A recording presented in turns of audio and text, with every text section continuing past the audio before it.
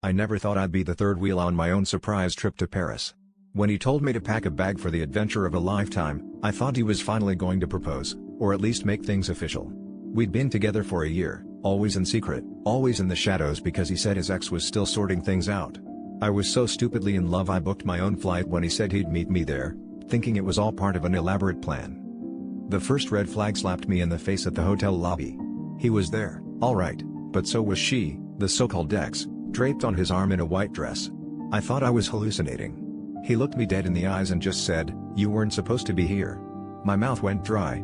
She smiled at me, like she knew everything. That was when I realized I'd been cast as the dirty secret, not the leading lady. I tried to leave but he begged me to stay, said he needed me, that he loved us both. I didn't know whether to scream or laugh. Later, drunk on cheap wine and rage, I crashed their honeymoon dinner on the Seine. I told her everything, how he'd been with me every night she thought he was working late, how he'd whispered the same promises to both of us.